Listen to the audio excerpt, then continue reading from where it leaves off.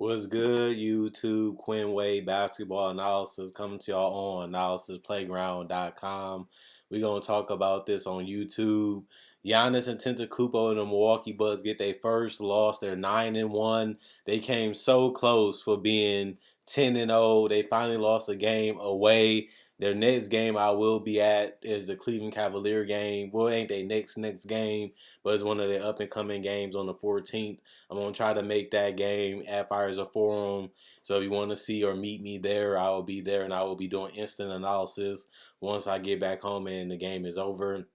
Giannis, we're going to talk about the Bucks first. 25 points, 7 to 8 from the free throw line, which was excellent from the free throw line. 9 to 20 from the field. You would like him to be more efficient. Didn't really have that type of night tonight. Didn't even shoot 50% from the field. 7 rebounds, 2 assists, 2 steals, 1 blocks. He also had 5 turnovers, trying to do too much, going to the basket. Also, didn't shoot a 3 that he made. He ended up missing his only 3-point shot. And like I said, Giannis just didn't have the dominant elite level force paint game that he usually has. Didn't have a terrible game or a bad game. Just had a solid game. Bad for Giannis standards, which is set high because he is a two-time MVP and he had a chance to win 3. But now I think it's a little debatable because other guys are playing tonight that's in the conversation. And when you look at the fact that the Bucks' record is getting tougher, it's going to be interesting to see, can they continue to win with Pat Connaughton out, with Chris Middleton out. Will they be even Joe Ingles, who I haven't mentioned, is out too. He's going to be an integral part of what they do. It's going to be interesting to see if the Bucks can continue to win at the level that they've been winning at, even though their schedule is getting more tougher this month as it rounds out towards the middle and the end of it.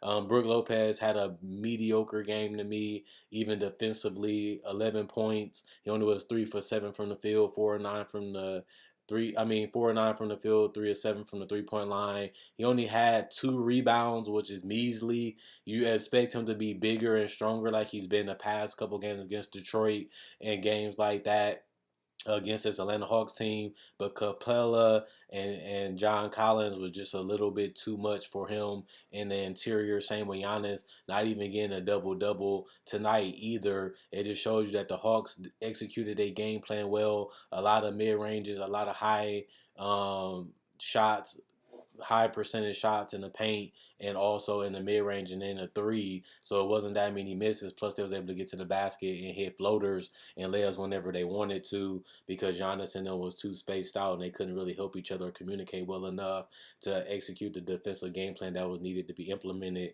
for them to be able to win. But they ultimately fell short because of their defense and because their offense just wasn't where it needed to be.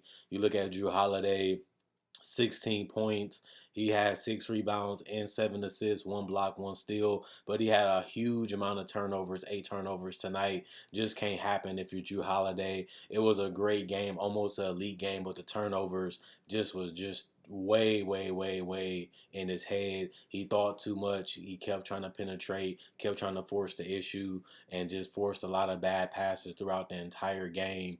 And he only played 29 minutes because of it.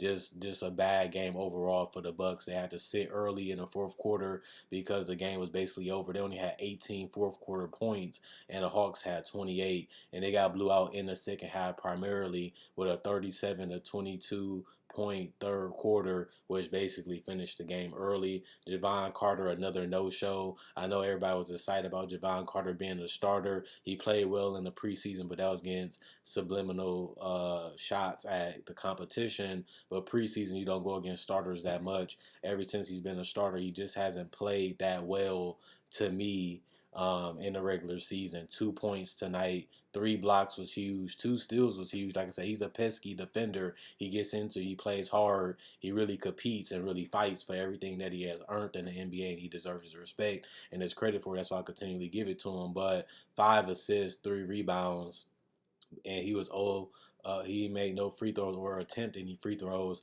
He didn't even make a three, which is his specialty, and he was one a four from the field. That just can't happen against a team like the Atlanta Hawks. And then Grayson Allen, again, 11 points, double the figures is where you want to see him at.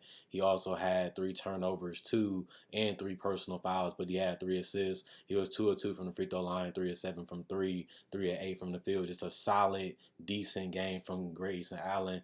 Just expect him to shoot a little bit better from three. I know he didn't shoot terrible. He shot above average. But, if he's not going to make any floaters or layups, he got to at least give you some type of perimeter shooting or at least move around a little bit more instead of being stagnant and just sitting at the three-point line, not moving or even being fluid within the offense. You got to at least make them guess that something that Pat Connaughton does better than Grayson Allen is his movement without the ball. You expect Grayson Allen to do a little bit more as the season continues to go on. Makalu, 2 points for him, 0 of 2 from the three-point line, 1 of 3 from the field. Serge Ibaka had a huge offensive rebound and putback, but ultimately just faltered and crumbled as this game continued to go on. In 12 minutes, he only had 4 points, and he only had 4 rebounds, and he was 2 of 2 from the field, and that was it for him. Bobby Portis didn't have the game that you wanted him to have on the offensive end, but he did give you a double-double, the only guy on the Bucks with a double-double. 11 points. He also had 10 rebounds and 2 assists. He was 1 of 2 from the free throw line, 2 of 5 from three, 4 of 8 from the field. Thanasis played 4 minutes, didn't do anything but get 1 assist. Jordan didn't really do much tonight. 4 points. He only had 5 rebounds from defensive and 6 rebounds total.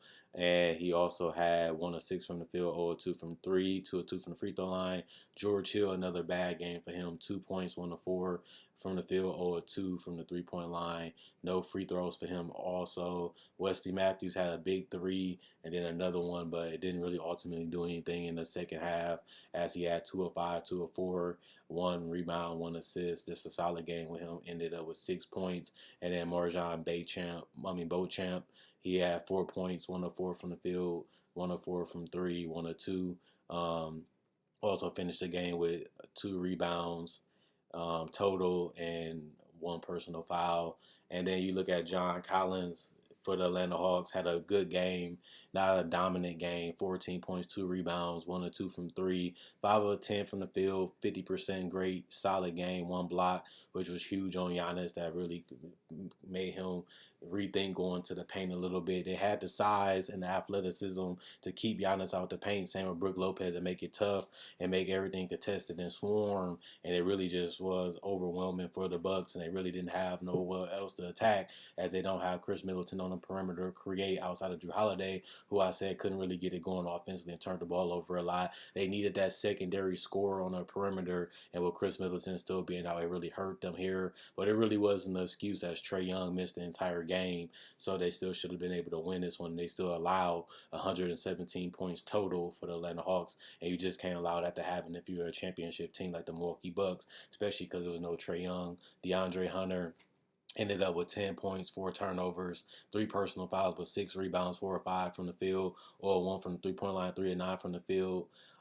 That's solid for DeAndre Hunter. I think he was decent this game defensively and also offensively. Clint Capella was 2 of 7 from the field. Brook Lopez and Giannis made it tough, but he did finish with 12 rebounds. Was a monster in that paint. 1 steal, 1 block made it tough for Giannis and Brook Lopez, like I said before, but he only ended up with 5 points. A solid game. I know the numbers don't scream crazy offensively, but being a defensive rebounder, securing the possessions, ending possessions, and protecting the paint was crucial for John Collins and Clint Capella and DeAndre Hunter, and they did that tonight. And then you look at DeJounte Murray, huge game for him, 25 points, 3 turnovers only, 3 steals for him, stripped Drew Holiday a couple times and made it tough. Also hit a bunch of mid-range floaters and hit 3 of 9 from the three-point line. He was 11 for 24 from the field. Not really efficient, not the most efficient guy, but really was attacking on the pick and roll, really hitting his stop and pop jumpers, really was hitting his pull-up threes, really was probing and penetrating and finding guys for easy opportunities like Capella, like Hunter, like Collins, and like guys off the bench. And that's why he finished with a double-double with 25 and 11. The only guy to me on the team with a double-double, and it actually is true, as he had 20 and 10 tonight. Aaron Holiday, 4 points, 1 of 3 from the field, 2 of 2 from the free throw line, but he did have 5 assists, just keeping the balance between him and DeJounte. Um, Probing and playmaking and scoring and literally trying to find ways to get everybody moving and cutting and finding those guys. I feel like him and DeJounte did an excellent job of that tonight. Frank Kaminsky had a solid game, 0 points from the field, but he just gave a nice big body that they could use and give space to so they can eat up Giannis and Brook Lopez to give DeJounte Murray the mid-range and floater range shots.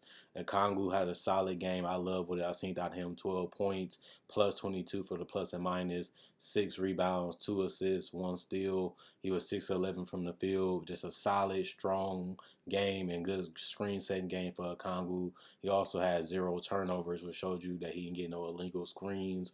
And he only had 1 personal foul, so he didn't get in foul trouble with Giannis or Brook Lopez or Drew Holiday getting to the basket. And same with Morgan Beauchamp. He didn't have no trouble stopping him either. Getting to the basket. Martin, 0 points all across zeros all across the board. AJ Griffin had a solid game off the bench. Huge game, 24 points off the bench, 4 rebounds, 1 assist, 3 steals. Also, it was 10 of 15 from the field and 2 of 6 from the 3-point line, 2 of 2 from the 2 of 2 from the free throw line, 2 of 6 from the 3-point line, 10 of 15 from the field goal. Justin Holiday had 14 points off that bench, 5 of 10 from the field. He also shot 4 of 7 from 3, was huge, giving them effort and energy along with AJ Griffin and Okongwu. And then you look at Johnson. He had 5 points. He had 8 rebounds, 2 assists, 2 steals, and 1 block. He only had 1 turnover as a young guy contributing. He had a huge game. Had some controversy in college, but ultimately ended up being a solid pro and really picking up his minutes with 23 minutes tonight. It was huge in this game for them. Forrest, 0 points, but he did have 1 assist. He was 0 for 1 from the field. Culver, 1 point. 0-1 from the field, 1 or 2 from the free throw line. He also did have 1 rebound. And then, I don't know how to say his name, Krejci, 3 points for him, and one of them was a 3. Only shot he made was a 3 and 1 rebound. But I love what I seen out the Hawks. They was the better team in preseason. They didn't have Trae Young tonight. They will play again. We'll see if that's a better evaluation. Middleton and Trae Young should be healthy that game. I might be actually at that game because I do think this is an interesting series. They played against each other in the Eastern Conference Finals when the year the Bucks won the title, and this Hawks team is a lot more deeper. They're a lot more better having DeJounte Murray in that starting lineup. And I feel like they are a legitimate contender in the Eastern Conference to be able to have matchup problems for the Bucks. We'll see how Middleton plays. Can he still hit his mid-range? Because he had problems with his MCL, which affects your lift and your balance on your jump shot. And then he had wrist injury, which affects your release. We'll see how long it takes him to get his jump shot back, how long it takes him to get his three-point shot back, and how long it takes him to get his handle back and his lift off his dribble when he off the dribble shots. It's not easy coming back from an injury that's significant. I just want to see, is Middleton going to pace himself and take his time to make sure he's as close to the Middleton as he needs to be, because the Bucks are trying to win championship number 2 with Giannis, and we'll see if they can get that done. They was close. Everybody said they was a Middleton injury away from winning it. Well, you want him to take his time and come back and gracefully get back to being the old Middleton. And he's only a 25-5 guy, so he shouldn't be that far from it. He don't have to play the minutes that he usually plays just because the team is deeper. This team has more talent, and this team has a lot of wings and guards that's hungry and really, thriving in the opportunity that he's been out. But there's no replacing Middleton when you look at what he can do offensively, when you look at what he can do defensively, and when you look at what he can do with Drew Holiday playing at the level he's playing. It really is important to have a guy like Middleton instead of a guy like Javon Carter in that starting lineup. And even if they did start Javon Carter, they can always move Drew Holiday to the 2 because he guards the best shooting guards and best forwards and the best point guards anyway. And then you can also, figure out what you're going to do with Grayson Allen. Grayson Allen came off the bench last game. He showed that he can be that type of guy. You still do want another shooter. That's why I like Javon Carter. He's a great three-point shooter alongside Middleton that can help Drew Holiday if he struggles. But Grayson Allen is a streaky shooter, just like Pat Connaughton sometimes. So it's just about tinkering around with those lineups and seeing what works and what doesn't work, and just finding out what guys are the ones that can really do it consistently, and then just riding them until the wheels fall off, until you can get to another championship. You know, they had problems like that in the playoffs the year they won a title, but they did it enough to where they can still win a title, because you got to win out of 7 games, you got to win 4 of them. So you can have bad shooting games and still win the title, because it's not a one and done like football is in the playoffs. So that's all I got to say. Quinn Wade Basketball Analysis signing out. I'll be coming to y'all with another instant analysis before the night is over. Hope you guys enjoyed the video. See y'all later tonight, and hope you guys go out and vote tomorrow.